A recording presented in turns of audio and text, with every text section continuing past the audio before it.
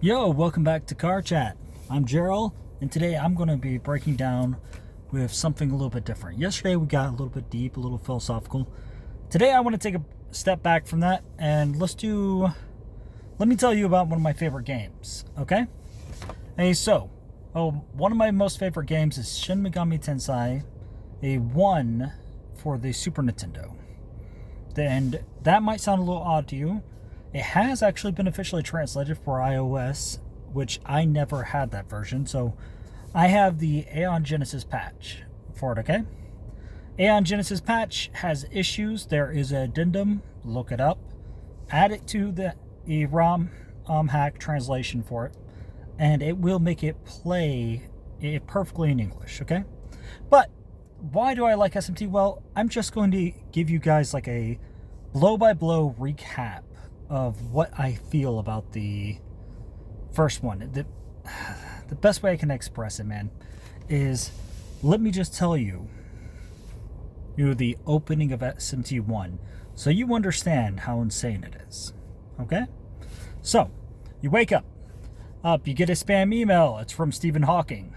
He's claiming that the world is about to end. And so, here, have some malware. And you're like, fine, sure, because why not download things from your spam folder, right? Your mom begs you to go to Starbucks, you pet Pascal, your dog, and you go on your way. Hey, that night you've already been having Pink Floyd dreams where you saw a guy on a cross, another guy getting picked up by demons. You got a big crush on the neighbor girl, but you're getting cucked by the guy, some rich trust fund kid that you don't know. Oh, and so you go to Starbucks, and lo and behold, the woman from your wet dreams is right there.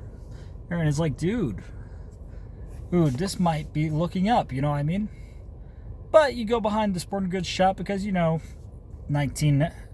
1990s, late 1980s, there's nothing else to do. And suddenly a demon rips a guy's throat out. And your character's only thought is, hey, free knife. So you take the knife the guy was threatening you with and walk off, alright? So then you decide to go on home. You go home, you turn on some Pink Floyd, listen to Black Snake, and you have some trippy dreams where these people are all together, and now you see another girl's going to be sacrificed, and you're like, okay, what the hell's going on with this, okay? Hey, you go out, and I'm trying to remember how this actually goes, man. It's been a while since I've done this. Basically, the police pick you up because this entire time the police have had the area locked down. They're looking for a murderer, and the murderer or serial murder killed somebody in the park, right? Now, the police pick you up and they're like, hey, you know that guy with that knife you have right there? That knife is from the killer. You're the killer. You're off to jail. Except for it's not a jail.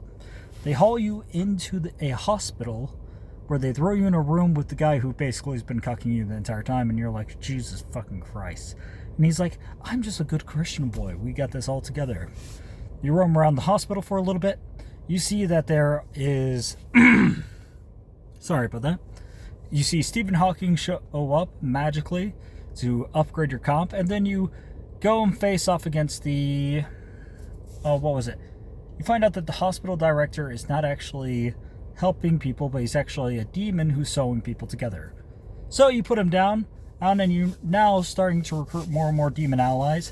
The world has gone to hell in a handbasket outside. The second you get out of here, you realize things have really hit the brakes. There was a comic book nerd who was getting bullied by people.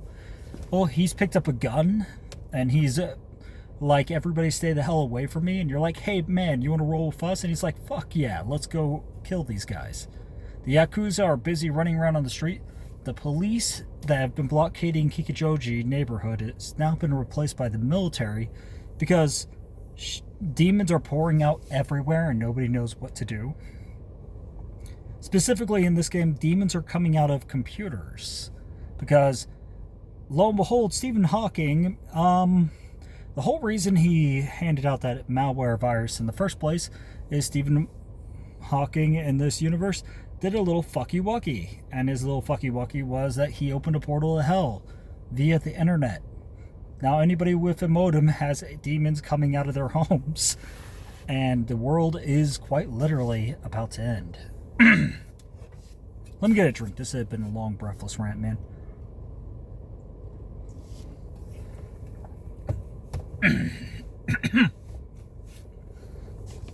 You go down to the government building, you go up to the top. They're doing satanic rituals inside. Ends up the Japanese government is A-okay with demons. And in fact, the Japanese government has made a proclamation. Their proclamation is go to hell, you liberal democratic cucks. We're going to retake the nation, and we are going to make Japan great again. We're going to make a stand using demons against the Americans. Unfortunately for them, the American president is Ronald Reagan. And he has sent his most trusted governor, Governor Thorman, to Japan to handle this situation. And now you're kind of in this weird situation where it's complete anarchy outside. It's martial law. The Japanese police are completely out of control. The Yakuza is running wild. You go to the antique store. You find out he's actually a front for the Yakuza who's selling weapons. Like, hey kids, you want some Uzis? So now you're rocking up with Uzis while you're building up your demon ensemble. You find the Cathedral Shadows and they're like, dude, you know what's better than one demon? 2 demons. And you know what's better than 2 demons? You take 2 demons and you cram them together. And magically we get a 3rd demon. By the way, this is essential in this game. The demons do not level up, if I remember right. Or if they do, it's not worth a damn. You have to fuse them. So, now this is where the game becomes open world. Kind of. And SMT is weird in the fact that it's a Super Nintendo JRPG with open world mechanics. And that's something I adore about it, okay? It's so cool. Well, you have 2 choices pretty much to go. You can go see the American governor who's holed up at the, I want to say like a branch office of Yokosuka, but it's way too far north. It's in Tokyo. So, American embassy maybe, but it's too heavily armored for that. Either way, the American military is taking up like a bunker in Tokyo, and they're holed up there in this government bunker building. And the National Diet building has been taken over by Goto, who's busy yelling about how Japan needs demons to fight off the evil Americans. You go to Governor Thorman. Governor Thorman's like, look, man, I don't know what the fuck's going on. Your government's gone fucking nuts. But you're Japanese, right? Goto's Japanese. He won't talk to me. I'm white. Why don't you go talk to Goto and, try to talk him down? If that doesn't work, kill him. So you go to Goto, and Goto's like, hey, dude, did you know we have domestic terrorists? Like, there's a terrorist organization, and some girl has been going around, and we're just having a roundup all the girls who share the same name because, fuck if I know, that it's the apocalypse. She might be a terrorist. Either way, hey, demons are great. I love demons. And I'm also naked, wearing my underwear, and carrying a katana around because we're bringing back old Japan. Imperial Japan, baby. Yeah, and your guys are kind of like, yeah, I'm not really chill with that, man. I think I'm going to fucking gun you down. And so you fight Goto, and you kill Goto. And you go back to Governor Thorman. And Governor Thorman is like, boys, the United States of America thanks you. You've done a great service. That being said, boys, do you like to wrestle? And he sheds his human form, and lo and behold, Governor Thorman is Thor, God of Thunder. So, here is kind of the crux here, okay? The Christian God in SMT1 is the canon God. Yahweh is the big God behind the picture, and all the lesser gods answer up to Yahweh. And this is kind of a constant you'll see throughout the SMT series. And it's very funny that they always stick on this point that, yeah, the Jews and the Christians, they got it right. But their God is also like pure law, pure order, and his designs are not for humanity.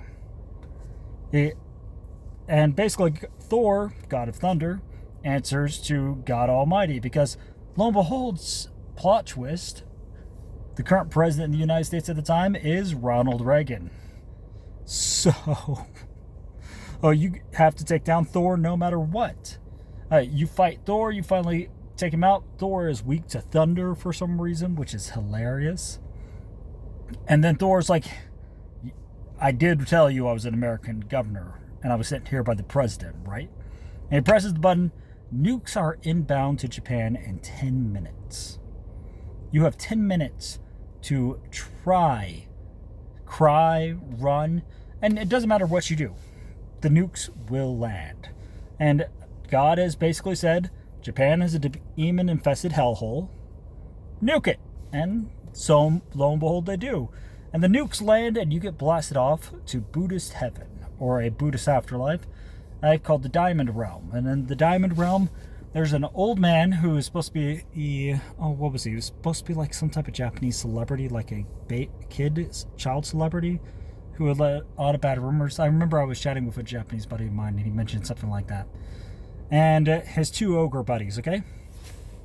And they're just sitting there smoking, gambling, and they're like, hey, boys, we're running out of booze. We got a fountain, a spring of booze that appears on the other side of the map. Can you go fetch it for us? And that's pretty much what you do. You run around the map, grabbing booze. The entire time seeing like weird ghost specters of what's happening on Earth, reflected in like mirrors and flickering and all that. And you finally get back to him, and him and his ogre buddies get drunk, and then the ogre buddies are like, fuck you! And so you have to take out the ogre buddies. And finally, this guy, he was like Oda something. That's all I can remember about him. He's just like, get the fuck out of my 5x5, man. And I was having a great time. Now you've killed my buddies. I gotta bring him back to life. Get the fuck back to Earth. And he sends you back to Earth. The only problem is that time in the Diamond Realm and time in... Jesus Christ, it's cold out here, man. And it's 20 degrees out here. You don't even realize. But time on Earth, it's been 20 years. Japan is a demon-infested nuclear apocalyptic hellscape. And now there are two factions running the show, okay? You have Chaos, which is really not organized in this game. Like, there are Gaians, okay? And Gaians are like the church of we love demons and we love power. And they're running around, but let's be honest, dude. No sane man and SMT1 is going to side with the Gaians. Gaians have motorbikers who are going around chopping people's heads off. Just guys on motorcycles who fly by, cut off random people's heads because fuck you. Who the fuck is siding with the Gaians in this game, dude? Like, really? And then you have the Messians, and the Messians are really funny. They are basically the American soldiers who got stranded in Japan, had children with, like, local Japanese, and now they have formed a ultra-religious Christian cult, which is more or less going around pretending they are crusaders of old with M16s, just gunning down demons and trying to make safe houses for people. Like, I hate to say it, but yeah, did God nuke this place? Yeah, but the Messiahs are kind of just in the situation where we want to provide and survive. They're like the only good answer to the situation, but they're doing some shady shit too. So it's like, And then the game after this point, which so far it had two, like, your first major alignment shift, okay? You could choose Goto and kill Thorman, or you could choose to kill Goto, and then you also have to kill Thorman because Japanese game, go figure. Or Americans have to be the villain in this. There is a funny thing where in the first part of the game, the Americans speak bad English. This is a weird translation issue, because lo and behold, in the original, they spoke bad Japanese, which makes perfect sense. They would spoke only basic hiragana phrases. But in the English version, to keep that same spirit alive, they now speak bad English, which is hilarious, okay? And the game just kind of breaks off into like all these random side adventures, okay? At this point, it just becomes like random episodes in the apocalypse. Like, you go to Shinjuku, it's full of people who think they're still... No, Roppongi. It was Roppongi. You go to Roppongi, people who think that they're still alive, and there's these two butlers who are servicing a doll.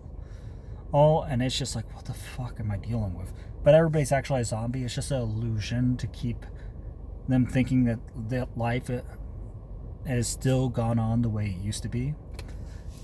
And eventually God decides to flood the entire damn city again because he's like, fuck it, man. Fire didn't work. Let's try water again. And that doesn't work. The Christians have been going on and on about, we're going to build a massive tower.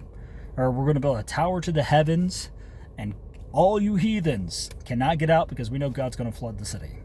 So the heathens move into the basement, and you go in there, and you're just like, I'm going to gun down both sides. Because fuck gods, fuck demons, humanity first at the end of a shotgun. And that's kind of the crux of SMT1. And like, here's the thing I like about it.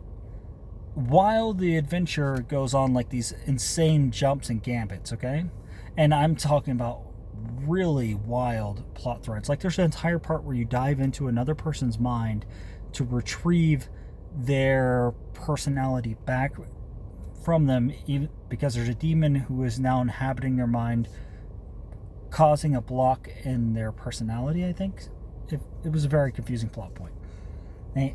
The bully of the comic book nerd is now a town mayor who's sided with chaos, and he's come up with a solution of basically, he's not really chaos though. He's a weird in between, because he's basically saying, and if you do as I say, you will be safe. If you do not do as I say, I will feed you to the demons. Which, is that a chaos philosophy? It's like chaos begatting law. It's one of these first moral ethical dilemmas you run into. And I love the fact that the SMT1 is more or less like every religion is true. All of it. 100%, every bit of it happens.